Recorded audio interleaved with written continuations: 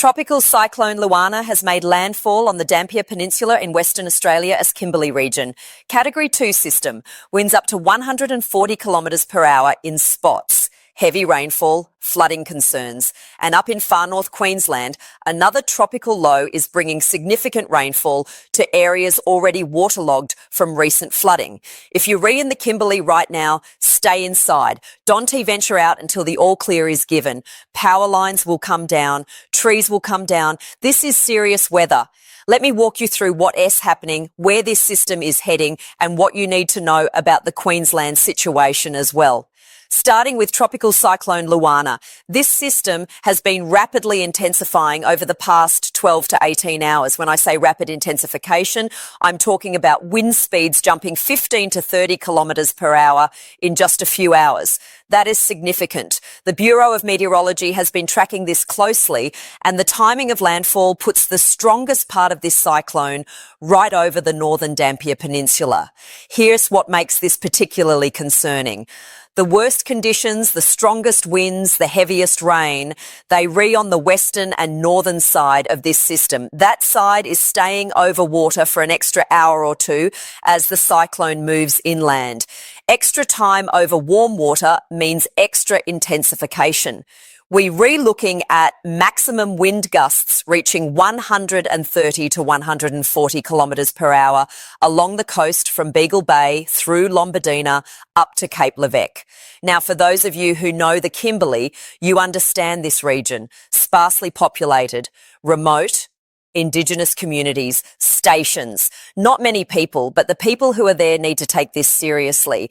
Tropical cyclone warnings are in place from south of Broome through Derby and north to Curie Bay. Broome and Derby are looking at winds between 90 and 110 kilometres per hour. The Dampier Peninsula itself, between 110 and 130, with those higher gusts I mentioned in exposed locations. Category 2 sits in an awkward middle ground. Category 1 is generally manageable across northern Australia. You batten down, you wait it out, minimal issues. Category 3 and beyond, that severe tropical cyclone territory, life-threatening. But Category 2 can go either way. Could be relatively minor, or it could cause significant damage depending on exactly where it hits and how it evolves. This one is leaning towards the significant end of that spectrum. If you in the warning area and it suddenly goes calm, do not go outside. That could be the eye passing over. The wind will return from the opposite direction, potentially even stronger. Wait for official confirmation from emergency services that it is safe. Luana will continue moving inland through tonight, past Derby by late evening, into the southern Kimberley by early Sunday morning. By tomorrow morning, we should have a clearer picture of the damage. Communications might be patchy for a while in affected areas. Rainfall is the other major concern here. We're looking at widespread falls of 150 to 300 millimetres across the northwestern Kimberley coast. Some locations could see up to 350 millimetres, particularly if the more aggressive forecast models verify. The Access model, that's the Bureau primary model, is showing those higher totals in a fairly narrow band along the coast. Broome will be drier. I reckon Broome struggles to crack 100 millimetres from this system. It is just far enough south to miss the heaviest falls. But the coastal communities on the Dampier Peninsula, they in for a drenching. A flood warning is in place for the entire Kimberley region. That is appropriate given the rainfall expected. The concern extends beyond just the immediate cyclone impact. This system's remnant moisture is forecast to track south and east through the interior of Western Australia over the coming days. By Monday, Tuesday, Wednesday, we're looking at significant rainfall through remote parts of the interior. The Pilbara, the north interior around Wiluna, down towards Nullarbor. Widespread falls of 100 to 200 millimetres. Some spots could see 250 millimetres. For context, some of these areas are looking at close to a year's worth of rainfall in a few days. Remember what happened in early 2024 when similar rain came through these regions. Roads were cut for weeks, communities isolated. This one to be quite as bad, but it is a similar pattern with slightly lower totals.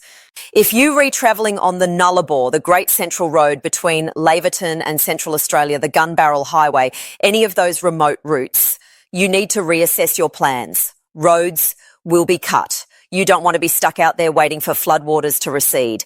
Either get to your destination before the rain arrives or delay your trip until it's passed through and roads have been assessed. Emergency services in these remote areas are limited. If you get into trouble, help might be a long way away. Take this seriously if you're replanning to travel through the interior of WA over the next week. Right. Let S shift focus to Queensland. Tropical low 18U is currently sitting off the far north Queensland coast. It S producing heavy rainfall across parts of the Gulf country and along the coast from Cairns north to Cape York. This system is not forecast to develop into a tropical cyclone. The chance is there. It's always there during the wet season, but the most likely scenario is it remains a tropical low. The main threat is rainfall, not wind. Current conditions across far north Queensland are hot and humid. Mount Carbine reported 28 degrees at 10:15 this morning with 90% humidity. Minimum overnight was 27 degrees. That's typical build-up weather. Uncomfortable, sticky, waiting for the relief that comes with wet season rainfall. Cairns has been seeing surprising gusts in the rain bands moving through. Nothing severe, but enough to notice. These inflow bands are moisture laden, and when they move on shore, they can produce intense bursts of rain in short periods. The rainfall forecast for the next couple of days focuses on northwestern Queensland and parts of the coast. The Gulf Coast, areas from Normanton up through Corumba, they're re-looking at heavy falls. We could see moderate to heavy rain through the Daintree rainforest tonight and into Sunday. There's a convergence zone developing offshore from the Coral Sea coast. You can see it on the radar imagery right now. Winds coming from different directions, meeting along a line, forcing air upward. That produces heavy rainfall. This convergence zone is slowly tracking towards the coast around Cardwell, the lower Herbert River region, potentially up to Innisfail. It's hit and miss rainfall. Some places will cop 250 millimetres. Other places 20 kilometres away might get 25 millimetres. That is the nature of tropical rainfall at this time of year. Isolated heavy falls, not widespread blanket rain. The Daintree has a better chance of the heavier totals. Maybe 25% probability of falls exceeding 150 millimetres through the weekend. The Cassary coast, that drops to 15 to 20%. Still possible, but less likely. As we move into Monday and Tuesday, the rainfall pattern shifts slightly south. The Cassary coast around Tully, Innisfail, down to Cardwell, that S where we see the focus. The tropical low is forecast to hug the coastline, possibly moving inland across Cape York on Sunday, then re-emerging over water on Monday. Here S, the critical concern. Northwestern Queensland, the areas around Normanton, Corumba, Julia Creek, Cloncurry, they've been significantly impacted by flooding over the past month. Boxing Day brought major flooding. The lead up to New Year was worse in some locations. The water levels are only just starting to recede. If you look at the flood cameras in these areas, there is still a massive amount of water around. Gregory River, Leichhardt River, these systems are still well above normal. The ground is saturated. Catchments are full. It won't take much additional rainfall to cause problems again. We're not expecting the same level of flooding as late December and early January, but minor to moderate riverine flooding is very possible if these areas cop another 100 millimetres or more in a short period. And the forecast models are showing potential for exactly that. If you are in Normanton, Burketown, Gregory, Doomadgee, Julia Creek, Cloncurry, make some preparations. Check your emergency supplies. Know your evacuation routes. Monitor the Bureau of Meteorology warnings closely. This isn't a fear-mongering. It's practical preparation based on what we were seeing in the models and the current state of the catchments. By Wednesday and Thursday, the rainfall should ease off. The tropical low becomes more monsoon-like. Scattered showers and thunderstorms rather than organised heavy rainfall. That will be welcome relief for these flood-affected areas. They need time for water levels to drop and for the ground to dry out a bit. Now, there's been discussion about a potential system in the Coral Sea for mid-February. I'm not going to spend time on that today because the signal is still weak and uncertain. We are at least 2 weeks away from anything developing, if it develops at all. I'll revisit that in early February when the models have better agreement and we reach closer to the time frame. No point speculating too much on something that far out. Back to the current situation. While all this is happening up north, southeastern Australia is copping a heat wave. South Australia is seeing temperatures in the high 40s. Tarcoola hit 48 degrees earlier today and was still climbing when the observation came through. That is brutal heat.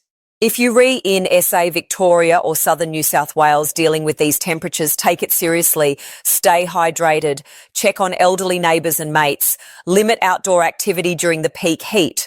Look after your pets and livestock. This is dangerous heat, particularly for vulnerable people. The temperature contrast across Australia right now is remarkable. Darwin and Far North Queensland are hot and humid, low to mid-30s, but it's wet season heat with moisture. South Australia is dry desert heat, pushing 50 degrees in spots. Tasmania saw frost this morning. Hobart barely reached 15 degrees. That's a 35-degree spread across the country. These extremes are driven by different weather patterns.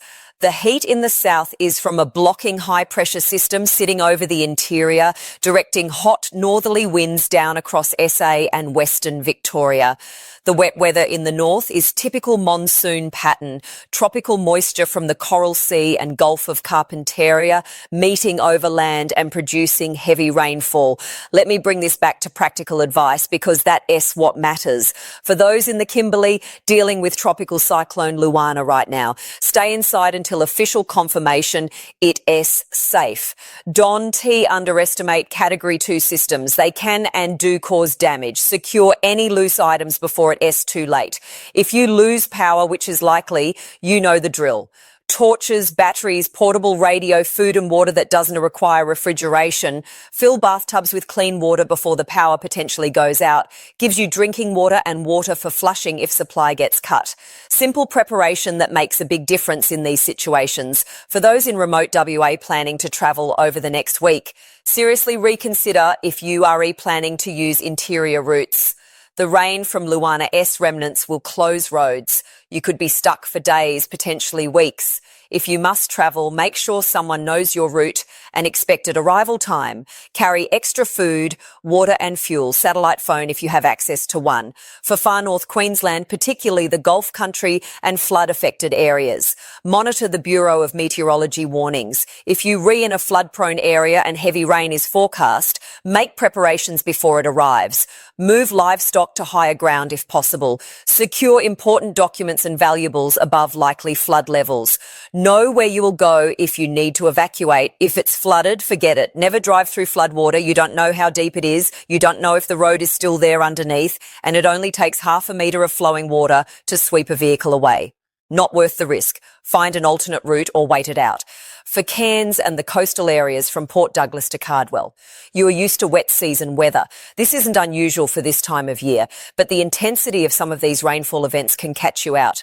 If you're seeing dark skies and building storms, don't to get caught out on the water or in exposed locations. These storms can develop quickly and produce dangerous conditions. For southeastern Australia dealing with the heat, this is probably more dangerous than the cyclone for most people reading this. Heat kills more Australians than any other natural hazard. Stay cool. Air conditioning if you have it. Otherwise, wet towels, fans, cool showers. Drink water before you feel thirsty. Avoid alcohol. It dehydrates you.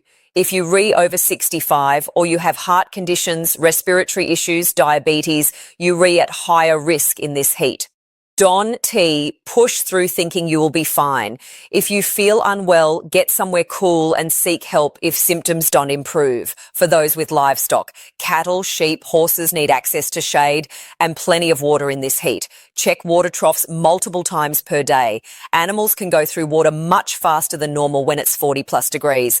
Looking ahead to the rest of the weekend and early next week, the heat in the south should ease slightly by Monday as a weak cool change moves through. It won't be dramatic relief, but temperatures should drop back into the low to mid 30s instead of the high 40s. The tropical activity up north continues through early next week before starting to ease Wednesday and Thursday. That's the pattern we are in during the wet season. Systems develop, produce heavy rainfall, gradually weaken, then the next system starts developing. It's a cycle that continues through January, February and into March. The Coral Sea signal I mentioned earlier, that S, something to keep an eye on for early to mid-February. The models are hinting at development, but there's no certainty yet. Could be a tropical cyclone that impacts the Queensland coast. Could be a system that stays well offshore. Could be nothing at all. Too early to know. I'll update as that time frame gets closer and we have better information. For now, focus on what is happening right now. Luana impacting the Kimberley. The tropical low bringing rain to far north Queensland, the heat across the south, those are the immediate concerns that require attention and preparation. Stay safe in the Kimberley. The next 12 to 18 hours are critical as Luana moves through. By Sunday morning, the worst should be over, but it will take time to assess damage and restore services.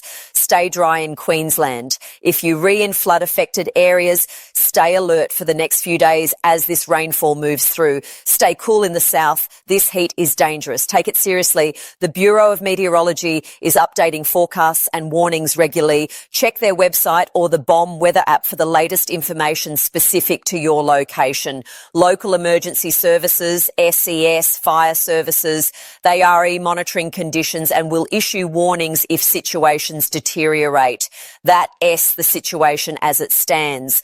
Active tropical weather up north, dangerous heat down south, and significant rainfall forecast for remote Western Australia over the coming days. Keep an eye on official sources for updates, make sensible preparations based on your location, and don't take unnecessary risks. I'll be monitoring how these systems develop and will provide updates as conditions change. For now, stay safe wherever you are across Australia. This is serious weather requiring